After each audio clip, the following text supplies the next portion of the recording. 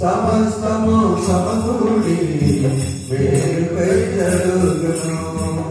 సంకల్పముంది నిన్నే ప్రేమింతును.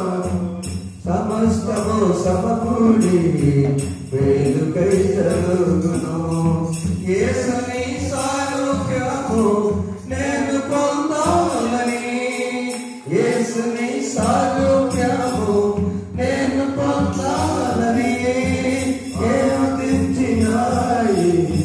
విలువైన సిలువకై అనుమతించినాయి.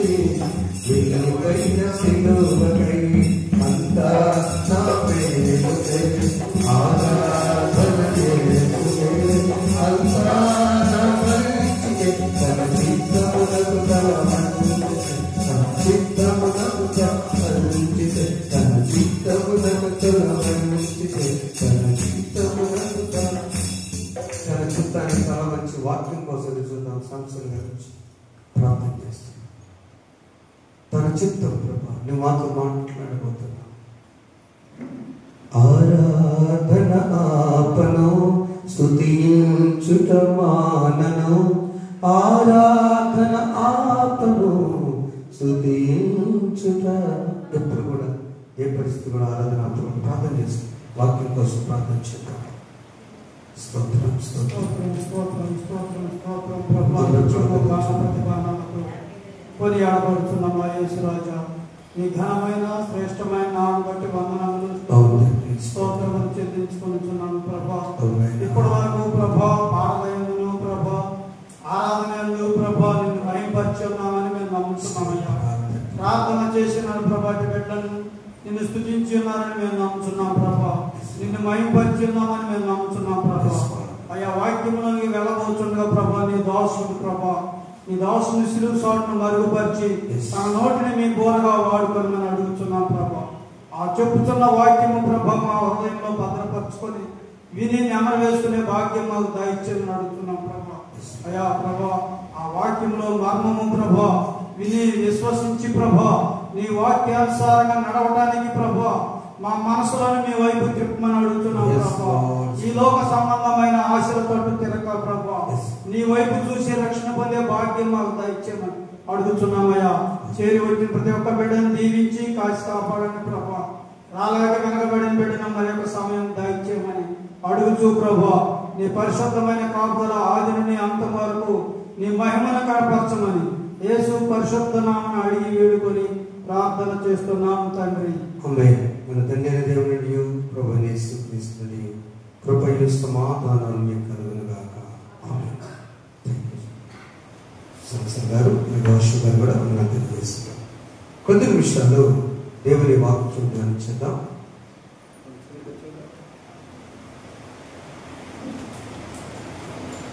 Praise lord. దేవుని స్తోత్రం. చేరిన బిడ్డలందరికీ ప్రభునామమున వందనాలు చెల్లిస్తూ ఉన్నాను. అందరికి వందనాలండి.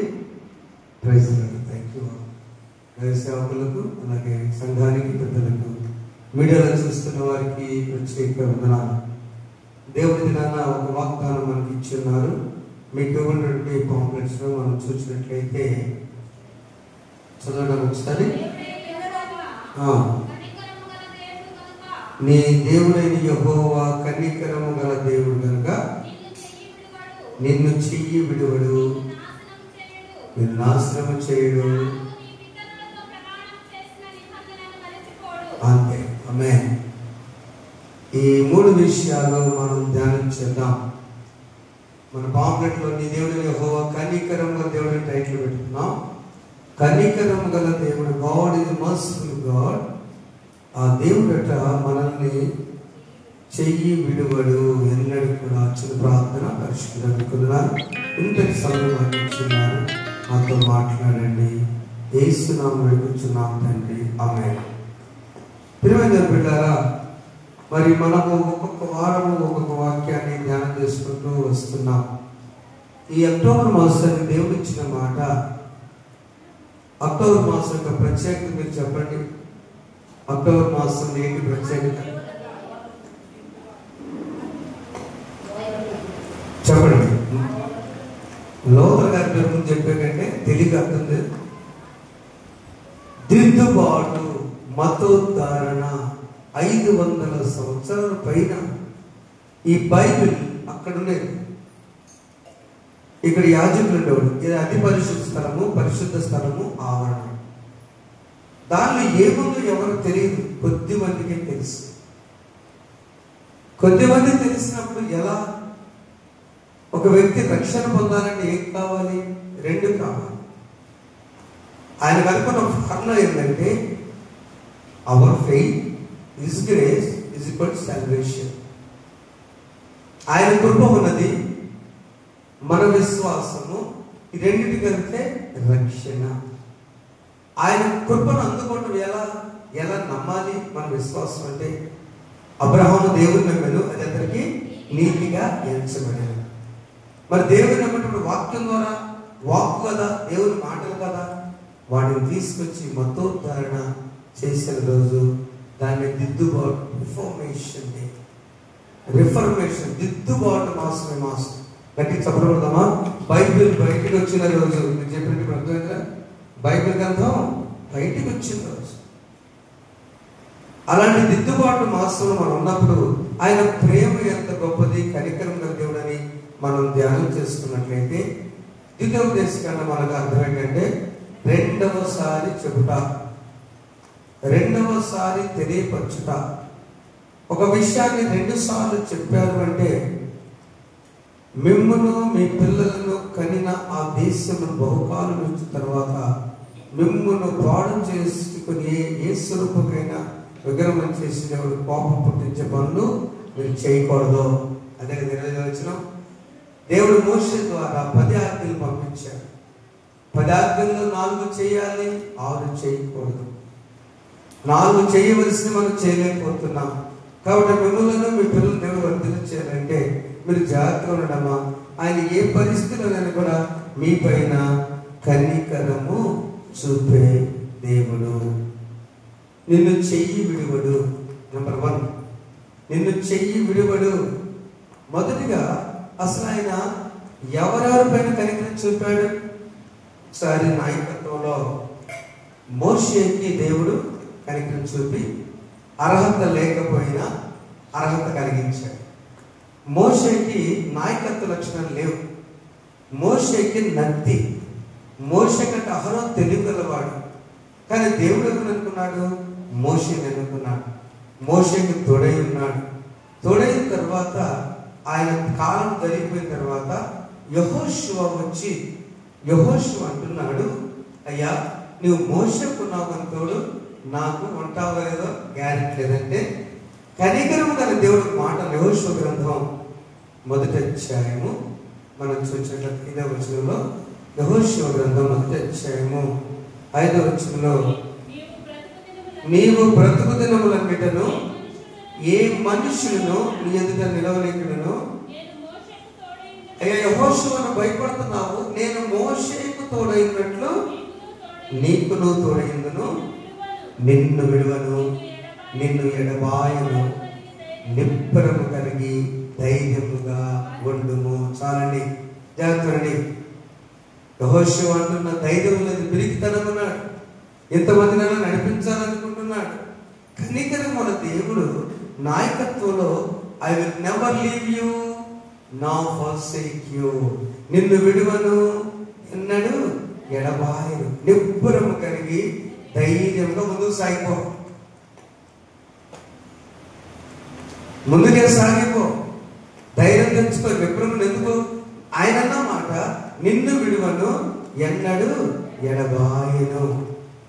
ఎడబాయని నీ కృప నన్ను విడువదు ఎన్నటికీ. ఎడబాయని నీ కృప నన్ను విడువదు ఎన్నటికీ. యేసయ్యాని ప్రేమానురాగం నన్ను కాయును అనుక్షణం.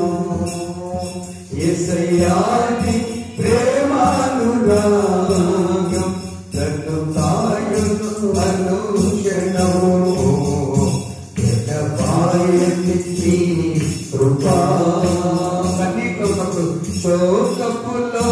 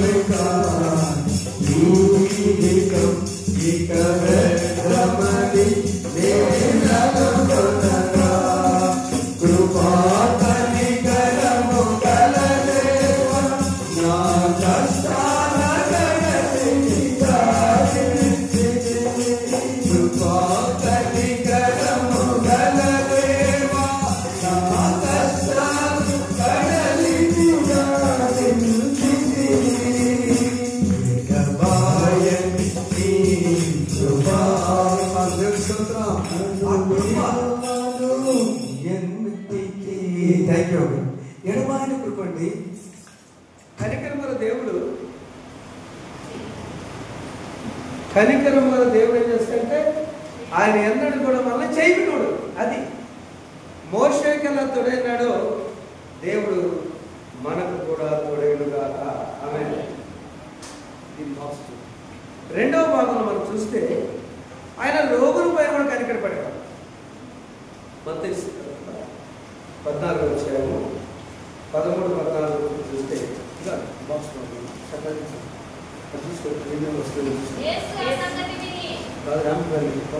దీంట్లో దిగుతాం పై 2 పెట్టెలు చూసుకుంటున్నా లేదా యేసు ఆ సంగతి విని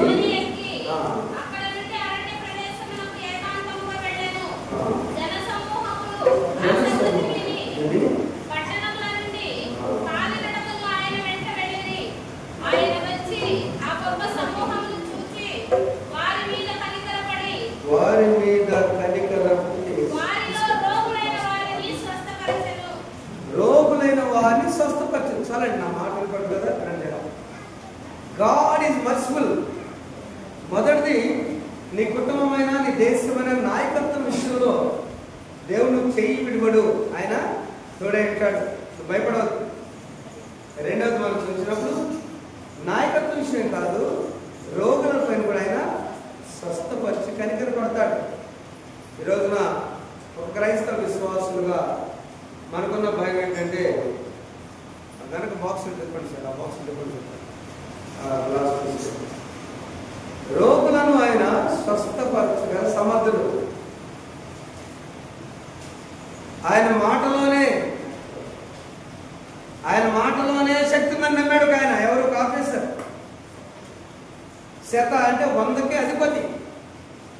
అంటే ఎక్కడో రోజున్నాడు, మధ్యలో శతాధిపతి ఉన్నాడు, యేసు ప్రభువు ఉన్నాడు, సేవకులు వెళ్ళారు అక్కడికి. సేవకులు ఏమన్నారా, అయ్యా ప్రభు వారిని 100 మందికి అధిపతి అయిన సమాజ మందిరం కట్టించాడు. శతాధిపతి ప్రభు నేను వస్తాను పొందంటాడు. అక్కర్లేదయ్యా, మీరు రాక్కర్లేదు. ఎందుకో తెలుసా, నువ్వు మాట మాత్రం సెలవిస్తే చాలు, అక్కడ రావాల్సి వస్తుంది. మా ఓనర్ గారు చెప్పాడండి. అరే ఎంత విశ్వాసం! కనికరము చూపే దేవుడు అస్వస్థతగా ఉన్న మనలను స్వస్థపరచుగాక. ఆమేన్. చిన్న పాప సండే స్కూల్ వస్తుంది, బాగా వస్తుంది. వాళ్ళ నాయన గారు ఇక్కడ తీసుకొస్తాడు. తల్లి ఏదో జస్ట్ అట్లా అడిగి వెళ్ళిపోయింది. తండ్రి అక్కడ ఉన్నాడు. నాయన దగ్గర వెళ్తుంటే ఉదయకాలం శుక్రవారం ప్రార్థన వెళ్తాం, వెళ్తే రాలేదు. ఏంటమ్మ ప్రార్థన చేస్తాడు వెళ్తే భాస్కర్ గారి వయసులో ఉంది. అరే ఎందుకు ఏమైంది? బాబు వయసులో ఉంది, 9th క్లాస్, మన దగ్గర 10th క్లాస్. ఏందమ్మా అన్నదని నేను చెప్పాను ఒకటే మాట. దేవుడు కనికరం చూపే దేవుడు. తల్లి ఏమో అలిగి వెళ్ళిపోయిందని వేదన ఉంది, తండ్రి ఏమో ఎక్కడ వెళ్ళిపోతున్నాడు, నాయనమ్మ దగ్గర గారభం పెడుతున్నా బాబు పక్షంగా. ఎవడే చెప్పాను ఐసీలో గారు, ఏ ఐసీలో కూడా మీరు అక్కడ ఐసీలో చదవచ్చండి. దేవుడు అద్భుతం జరిగించుగాక. ఆమేన్. అదే జరిగిందా మాది సాక్షి విషయంలో? ఆయన కనికరం చూపే దేవుడు. ఎప్పుడు కూడా రోగులైన వారికి మనం వేదనకున్నాము, మమ్మల్ని ఎందుకు దేవుడు ఇలా చేశాడని మనం అంటానికి వెళ్ళలేదండి. ఆయన నీ చేయి విడివడు, నిన్ను విడివడు ఎన్నడు ఎడబాడే. అది రోగులు స్వస్థపరచేవాడు ఆయన కనికరం. మూడవది మనం చూసినప్పుడు ఆకలైన వారికి ఆహారం పెట్టి యేసయ్య మన యేసయ్య. చూడండి మత్తయి సువార్త 15వ అధ్యాయంలో 32-33 చూసినట్లయితే ఎక్కడ ప్రారంభించుకున్నామా?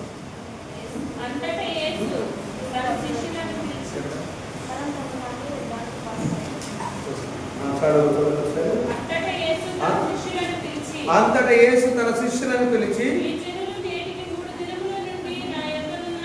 ఈ జనులు నేటికి 3 దినముల నుంచి నా యొద్ద ఉన్నారు, వారికి తిననేమీ లేదు కనుక. చూడండి, అంటే యేసు ప్రభు మీరు ప్రార్థన చేసుకున్నప్పుడు పని మీరు చేసుకుంటే ఆయన విడిచిపెడతాడా? ఆయన కనికరం చూపుతాడు. ఆ మీటింగ్లో కూర్చున్నారు ప్రజలంతా. నా మాట పడుతుందా? నా మాట కనికరం మాట్లాడుతుంది కదా, ఎలా తల్లి పడుతుందా? యేసు ప్రభు మీటింగ్లో అందరూ ఉన్నారు, అన్ని రకాల ప్రజలు ఉన్నారు, చిన్నపిల్లలు ఉన్నారు, వృద్ధులు ఉన్నారు, పెద్దవారు ఉన్నారు, 3 దినానికి ఉపవాసం ఆ వాక్యం ఉన్నారంటే నిజమైన ఉపవాసం ఆకలి కూడా కాదు. నిజమైన యేసు ప్రభు మాటలు వింటుంటే మనం శక్తిని అందుతాము. ప్రియమైన దేవుని బిడ్డలారా, ప్రభు వచ్చాడు శిష్యులారా, కాస్త వాళ్ళకి చూడండి ఎట్లా సరిపోతాయా. ఫిలిప్ ఉన్నాడు శిష్యుల్లో అకౌంటెంట్, ఆయన క్యాల్కులేషన్ ఎక్కువ చేస్తాడు. సార్ ఇంతమంది జనానికి ఇప్పుడు ఇక్కడ దొరకవేమి ఈ టైంలో అన్నా, ఈ టైంలో ఎట్లా దొరుకుతాయిందని నేను ఫిలిప్ మీ దగ్గర ఏమున్నాయి? అదేమో 5 రొట్టెలు 2 చేపలు. ఈ సందర్భం లేదు, 7 రొట్టెలు కొన్ని చిన్ని చేపలు. గమనించండి, యేసు ప్రభు అడుగుతున్న మాట మీ దగ్గర ఏమున్నాయి? నీవు ఆకలి కొనినప్పుడు నీ దగ్గర ఏమున్నాయి? ఆకలి కొంటే మొట్టమొదటి నీ దగ్గర ఏమున్నాయి? ఈ సందర్భం ఒకసారి మనం జ్ఞాపకం చేసుకుంటే రాజుల 2వ గ్రంథంలో ఒక ఆమె వెతుకురాలు తను వెళ్ళి తన యజమానుడు చనిపోయి బిడ్డలు కూడా అప్పులు వాళ్ళు తీసుకుని వెళ్తుంటే ఆమె మాట్లాడినప్పుడు, దైవజంగా నా భర్త మంచి భక్తుడని తెలుసు అంటే ఆయన ఏమన్నాడు? నీ దగ్గర ఏమున్నాయి? అంతే కదా ప్రశ్న. నీవు ఆకలి మనకు ముందు ప్రశ్న వస్తుంది మనకి, అసలు నీ దగ్గర ఏమున్నాయి? నీ దగ్గర ఉన్న దాన్ని విస్తరింప చేయటం ఆయన పని. నీ ఇంట్లో ఏముందంటే ఆమె ఏం చెప్పింది? ఆన్సర్ చదవదండి. అందుకు ఆమె, నీ దాసురాయనైన నా ఇంటిలో నూనె కుండ ఒకటి ఉన్నది. నూనె కుండ అంటే కుండని కాదు, ఆ నూనె వేసుకునే గుడ్డి, ఆ గుడ్డిలో నూనె అయిపోతుంది వేసుకునేది. అక్కడ కుండలో పిండి కూడా లేదయ్యా. పిండి సంగతి చెప్పేదా? పిండి సంగతి కూడా చెప్పలేదంటే అర్థమైందా?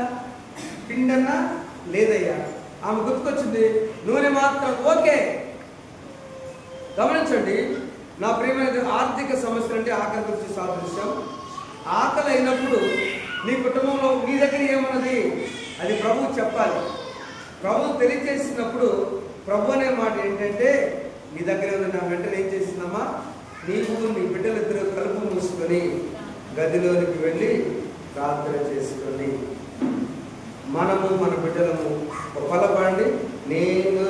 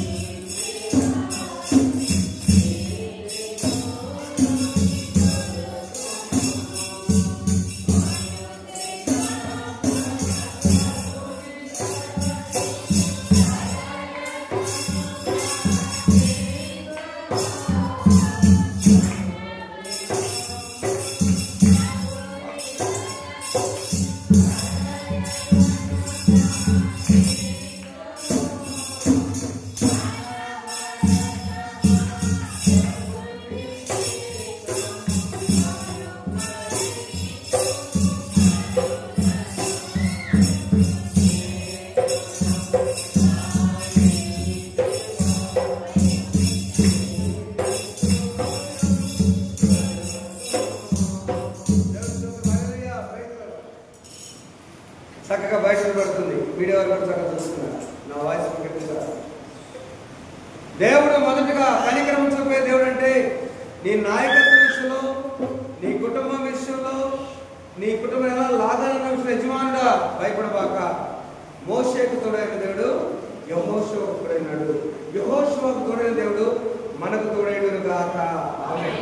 Same god with us.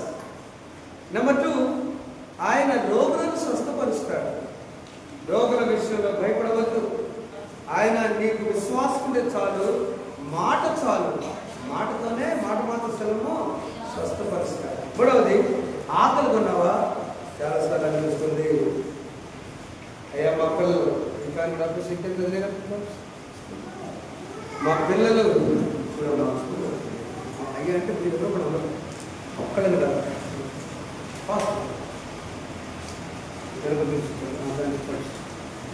ఎప్పుడైతే మనం అనుకుంటామో ఆయన అంటున్నాడు, ఆర్థిక ఆత్మీయపరమైన విషయాల్లో చాలా మంది నిలబడుతున్నాం. చర్చికి రమ్మంటే సార్ మా బాధలు ఏంటి అంటారు.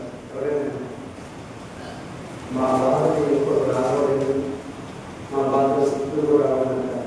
ఎంత బాధ, ఎంత వేదన, ప్రభు దగ్గర రానినందు వేదన వినపడుతుందండి. ప్రక్కనే ఒక ఆయన అన్నాడు, యవనస్తులు ఉన్నప్పుడు ఒక 15 ఏళ్ళు. అదే నేను ఫస్ట్ నుంచి కూడా పోరాటంతో వచ్చేవాడు. రాత్రి ఒక ప్రక్కన అనేక పరిస్థితులు. ఆ సహోదరులు అన్న నేను చస్తే బాగుంటాను. ఎంత చిన్న పాపే బాగుంటారు, అసలు తక్కువలేకపోతుంది. శ్రవణాన్ని పక్కన వర్షమైనా ప్రభావం అనుకున్న శ్రవం అన్నకి ఏమన్నా దిగులో తక్కువ ఉద్యోగం ప్రశాంతంగా ఉంటే ఆయనకున్న లిస్ట్ మీద రాస్తా. అవి కనుక నువ్వు వింటే నువ్వు అంతా 7 సార్లు అమ్మ రావాలి. అర్థం చేసుకున్నావు. నిన్ను విడువను ఎన్నడు ఎవరు చెప్తారు. మనకు మాటలు వేదలు మనం చిరునవ్వుతూనే ముందుకెళ్ళాలి తప్ప నేను ఎవరు తీర్చు. ఎందుకంటే ఆయన అన్నాడు వాగ్దానం, నిన్ను విడువను ఎన్నడు ఎడబాయను. అంతే. అది రోగమైనా ఆయన కరికరపరుస్తాడు. ఆయన ఆర్థిక పరిస్థితి అయినా ఆ విధురాల పక్షం ఉండి అమ్మ నీవు నీ కొడుకులు విధులండి తలుపు తీసుకుని ప్రార్థన చేసుకుంటే ఏమైనా అయిందంటే అక్కడ అవ్వదు. ఆ తొట్టిలోని పిండి అయిపోలేదు, ఆ గుడ్డిలోని నూనె తొట్టిలో పిండి సంఖ్య మర్చిపోయిందా. ఇంత పిండే ఉంది, ఒక్క అప్పానికే ఉంది, అది లెక్కలది కాదు. గమనించండి ప్రియమైన వాళ్ళ, ప్రభు అడుగుతాడు మీ దగ్గర ఏముంది? నా దగ్గర హృదయం ఉంది ప్రభు. గట్టి చెప్పడం నా దగ్గర నీకు ప్రేమించే ఈ హృదయం ఉంది ప్రభు. ఓకే, దాన్ని డెవలప్ చేస్తావు, దానిలో నివాసం ఉంటాను, వెళ్ళిపో. ప్రభుకు కావాల్సింది మెటీరియల్ కాదండి, ద హార్ట్. నీ దగ్గర ఏముంది? ఇచ్చే హృదయం, ప్రభుని స్తుతించే హృదయం. చిన్నపిల్లలు 5 రెట్లు 2 చేపల సందర్భంలో ఎవరు ఇచ్చారండి? రొట్టెలు చిన్నపిల్లలు ఇచ్చారు, పెద్దలు ఇచ్చారా? చెప్పండి, ఎవరు ఇచ్చారు? ఎందుకని? అందరి దగ్గర ఉంది, అందరూ సర్ది తెచ్చుకున్నారు. ఏదో చిన్నపిల్లకి ఏం తెలియదు, అమాయకం. ఎవరి దగ్గర ఏమన్నా వెంటనే లేచి ఏ జీసస్ ఐ హావ్. నా దగ్గర 5 రొట్టెలు 2 చిన్న చేపలు, నేను ముందు నడిపే సందర్భంలో ఈరోజు 2 దగ్గర ఉన్నాయి. 7 చేపలు 7 రొట్టెలు. దేవుడు మీకు దాన్ని అభివృద్ధి చేయగా 4 మనం చూసినప్పుడు 20 వారి పైన కనికరించుకుంటాడు. మార్క్స్ వార్త 20వ అధ్యాయము 29 మనం చూసినట్లయితే యేసు ప్రభువు ఆ ప్రార్థన చూడవచ్చు. మత్తయి వార్త 20వ అధ్యాయము 29 ఉన్నాడు. చూడండి సరే.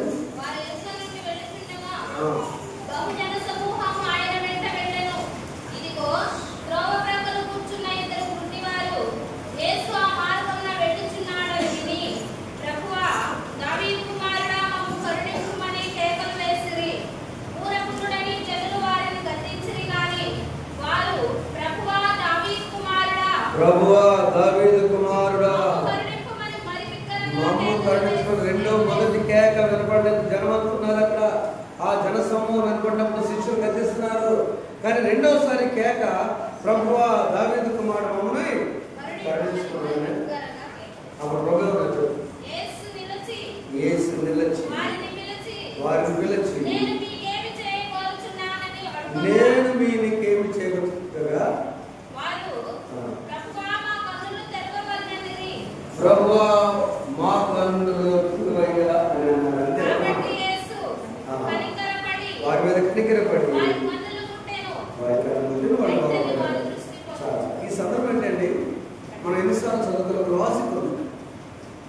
మొదటి కేక ప్రజలందరూ ఉన్నప్పుడు వినపడకపోవచ్చు అని ప్రభు హృదయాంతరం దేవుడు. ఆ జన సమూహం అంతట్లో ఏమయ్యా వెళ్ళారు, ఎట్లా కనపడుతుంది ప్రభుత్వం, ఎందుకు మీరు కేకలేసిన శిష్యులు అన్నారు. రెండవసారి వారు శక్తి అంతా తెచ్చుకొని 2 మాటలు పలికారు యేసు ప్రభువు. ప్రభువా, రెండవది దావీదు కుమారుడు, సన్ ఆఫ్ డేవిడ్. దావీదుకి చారిటీ హార్ట్ ఉంది, దావీదుకి దయగల హృదయం ఉంది. దావీదు రాజు పరిపాలించాడు ప్రతి ప్రాంతం అంతా, ఆయనకు మంచి హృదయం ఉంది. అందరు దావీదు కుమారుడు అంటారు కదా. సన్ ఆఫ్ డేవిడ్, దావీదు కుమారుడా. ప్రభు తెలుసు, కనలేని కన్ను కనులేలనయ్యా వినలేని చెవులేలనయ్యా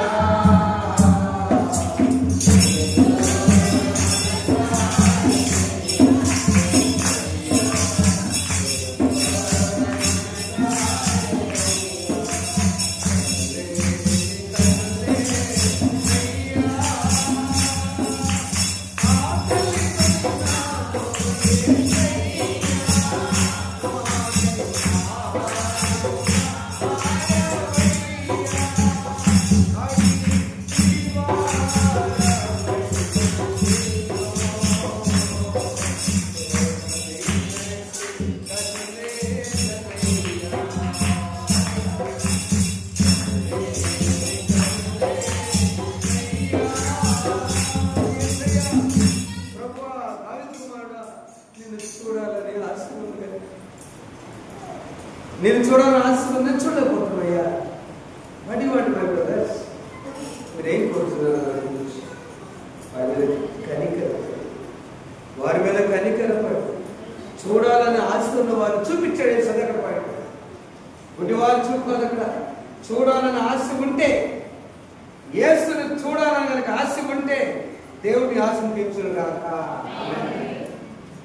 యేసు ప్రభు చూడాలి. ఈరోజు వేకుతాను, నేను వేకుతాను జరిగింది.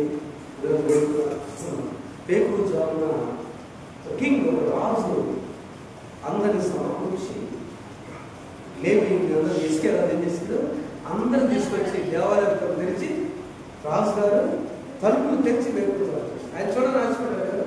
ఆయన చెప్పారు, నా ప్రేమ దేవుని పట్ల వేకుతాను నీ కన్నులు ఎవరు చూస్తున్నాయి? చండి పెట్టి ఉంటే ఇడంతో వచ్చాము. మీ నాన్నగారు మీ అమ్మగారు ఆత్మ నాయన ఫోటోలు వచ్చాము. ప్రభు అన్నాడు మొదటి నేను వేరుకు నన్నించాను. కళ్ళు మూసుకొని ధ్యానం చేసుకుని ఈరోజు వచ్చింది నేను. అది ప్రేమ, తల్లిదండ్రుల ప్రేమ ఓకే, పితల ప్రేమ ఓకే. కన్నులున్నప్పుడు నీ కన్నులను ఇచ్చినప్పుడు అక్కడ ఆయన దావీదు కుమారుడా నేను చూడాలని ఆశకుందయ్యా అన్నారు. వాళ్ళు ప్రభుని చూడటానికి కన్నులు కలిగిన మనము వాక్యము ద్వారా కన్నులు చూడగలుగుతాం. దేవుని కనుక నీకెంత సెల్ ఫోన్లు, నువ్వెంత బిజీ అయినా సోదరుడా సహోదరి, నీకెంత ముద్దొచ్చి బిడ్డలు ఉన్నప్పుడు పుట్టించుకున్న దేవుడే, నేను బ్రతికించిన దేవుడే, అక్టోబర్ 3వ తేదీ వచ్చిన దేవుడే. నేను అనుకుంటా నా బాబు వయసు వాళ్ళ అమ్మమ్మ నాయనమ్మ 2 కోట్లు వస్తుంది, జాగ్రత్త ఆరోగ్యం చూస్తుంది. బట్ దేవుని కృప మరి ఏ మేలని నేను ప్రార్థన చేస్తాను.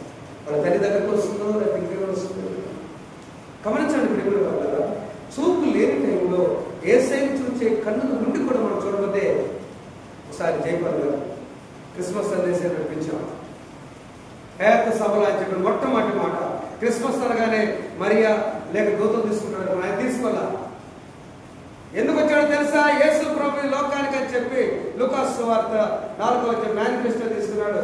గుడ్డి వారికి చూపును, కుంటి వారికి నీ కాళ్ళను, నలిగిన వారి హృదయాన్ని తెరవడానికి ఉన్నది, వేదనకు సువార్త ప్రకటించడానికి అభిషేకించను, విడుదలను, గుడ్డి వారికి చూపును ప్రకటించడానికి క్రిస్మస్ వచ్చింది. చాలు. క్రిస్మస్ అంటే ఏం తెలుసా? ఆదాము హవ్వల కన్నులు ఏదైనా వనంలో మూయబడ్డాయి. ఇప్పుడు మనలాంటి కళ్ళు వచ్చి వారి శరీరం చూసుకుంటే అసహాయం నుండి చాటు చేసుకున్నారు. అప్పుడు చూడలేకపోయారు. ఆత్మీయ కన్నులు ఉన్నప్పుడు ఆదాము హవ్వల ముఖంలో చూసుకున్నారు కదండి. ఎప్పుడైతే పాపంలో పడిపోయారో వారి కన్నులు మూయబడ్డాయి. మన కళ్ళు వచ్చింది. మన కళ్ళు లైట్ కూడా చూడలేదు, సూర్యుని చూడలేదు, శక్తి లేని కళ్ళు మన కళ్ళు. కానీ ఇప్పుడు అలాంటి కన్నుతో దేవుడు చూడలేదు. అందుకనే ప్రభు వారు గుడ్డి వారికి చూపుకోవడానికి రక్షకుడుగా ఉదయించారు. నా ప్రేమ వాళ్ళ కనికరపు నమ్మయ్యా, నీ దగ్గర రావాలని ఆశ ఉంది, నేను రాలేకపోతున్నాను.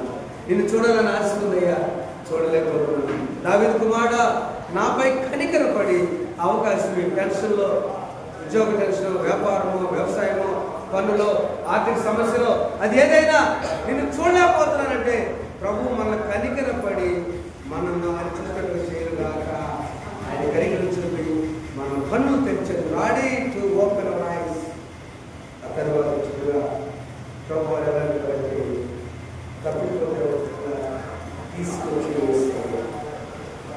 తప్పిపోయిన కుమారుడు తిరిగి వచ్చినప్పుడు ఆ తండ్రి ఏమంటున్నాడు తెలుసా?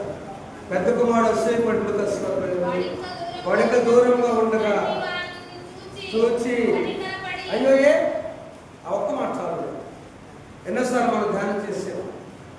ఆయన అనుకున్నాడు నా లైఫ్ అయిపోయింది, మా నాన్నగారి దగ్గర నాకు తండ్రి ఎంత యోగ్యుడు కాదు, నేను కనీసం పనివాళ్ళకి వెళ్ళేటప్పుడు మా ఇంట్లోనే పనివాళ్ళకి చేస్తే నేను హ్యాపీగా చేస్తానని he has decided and he recognized his sin. తాను ఏమి చేశాడో తన యొక్క పాపాన్ని గుర్తించాడు. దాన్ని రిపెంటెడ్, తాను పశ్చాత్తాపడ్డాడు. ఒక నిర్ణయం తీసుకున్నాడు. ఏంటో తెలుసా? నేను వెళ్ళి ఇంట్లో కదా పనిలో ఉన్నాగా నేను, కానీ తండ్రి వచ్చాడు పరిగెత్తుకుంటే కొడుకు దగ్గర వచ్చాడు. కొడుకేమో భయంగా కాంపౌండ్లో వెళ్తే, తండ్రి ఏమో వాడు దూరంగా నిల్చుని చూసి పరిగెత్తి పొరవాడు పరిగెత్తగలడు. తండ్రి వృద్ధాత్మను తండ్రి పరిగెత్తాడంటే తాను ఓపిక తెచ్చుకొని నా కొడుకు ఏదో రోజున వస్తాడని ఎదురు చూస్తూ పరిగెత్తంటే బహుశా తన ఎనర్జీ మొత్తం తెచ్చుకొని పరిగెత్తి మెడల్ మీద పడి కనికరపడి నా తండ్రి నన్ను చూచి పరిగెడుతూ ఏపించి నా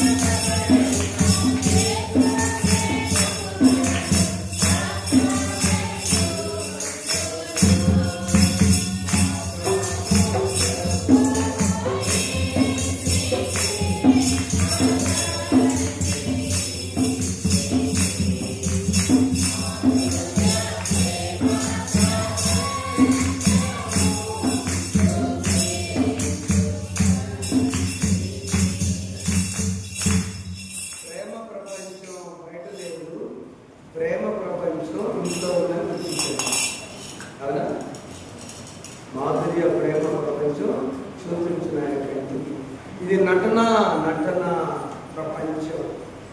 ఇక్కడ ఏమీ లేదు. నన్ను కడు తెరిపించావయ్యా, కనికరపడేదావో నా తండ్రి అనుకున్నాడు.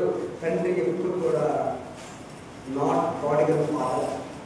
జాగ్రత్త, తప్పిపోయిన చిన్న కుమారుడు, అసలు చేత తప్పిపోయిన పెద్ద కుమారుడు ఎన్నడూ తప్పిపోయి తండ్రి చెప్పడం వస్తాయి. ఎన్నడూ తప్పిపోయి తండ్రి ప్రేమ ఎప్పుడు తప్పిపోతుంది. తండ్రి ప్రేమనిపై కనికరపడే ప్రేమ, కనికరపడి దిగ్గజాలు చెప్పినట్టుగా చేయి పట్టుకుని లేపే ప్రేమ, నాయకత్వం యెహోషువ తోడన్న ప్రేమ, అనారోగ్య పరిస్థితి వస్తే మాట మాత్సరించి స్వస్థపరిచిన ప్రేమ, కనికరం. ఆర్థిక సమస్యలు అమ్మ ఎదురు భయపడబాక, నువ్వెందుకు తిరుగుపడతావని నీ దగ్గర ఏమన్నా అడిగిన ప్రేమ, అంతమంది జనులకు ఆకలి తీర్చిన ప్రేమ, కనికరం.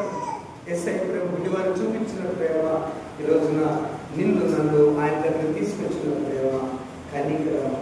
ప్రేమలో ఒక భాగం కనికరం. It's a part. ఆయన ప్రేమలో క్షమించిన ఒక పార్ట్. ఆయన ప్రేమలో నీ కోసం ప్రాణం పెట్టిన త్యాగం ఒక పార్ట్. అది అన్ని కలిపి ఒక మాట చెప్పాడు దేవుడు లోకంలో ఆ యంత్రం ఎన్నో ఉన్నాయండి. ఆ యంత్రంలో ఆయన కనికరం ఉందండి. ఆ యంత్రంలో నీ లైఫ్ ఉంది, నా లైఫ్ ఉందండి. Do you want to recognize it? నువ్వు దాన్ని గుర్తిస్తే, మనం గుర్తిస్తే ఆ గుర్తు చేంజ్ చేస్తుంటే అయ్యా నా చూపు నేను చూసేటువంటి వారి పాటించారు, అలా నడిపించారు. కన్నికలు చదువు మన పాపడు యెహోవా నీ దేవుడే యెహోవా కన్నికరం గల దేవుడు. అంటే నీ దేవుడే యెహోవా కన్నికరం గల దేవుడు. నిన్ను ఎప్పుడు విడిచిపెట్టు.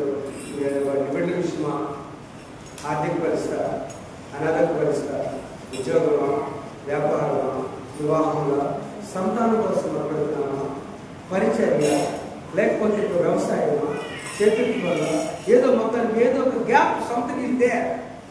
ఏదైనా కానీ కుటుంబంలో ద్వేషాలు, ఇవన్నీ కూడా ప్రభు దగ్గరికి వస్తేనే తప్ప నువ్వు దూరం ఉండి ప్రభు నా చేయగలరా?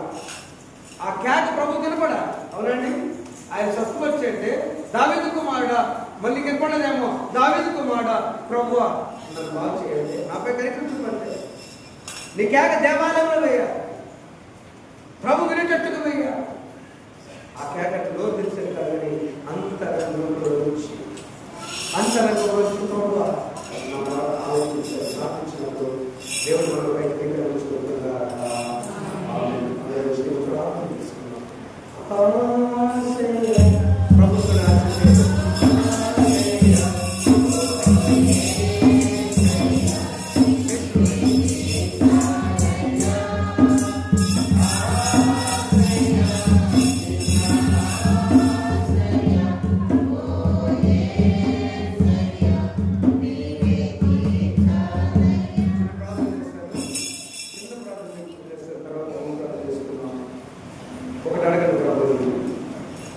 నాపై కనికరించు ప్రభువా.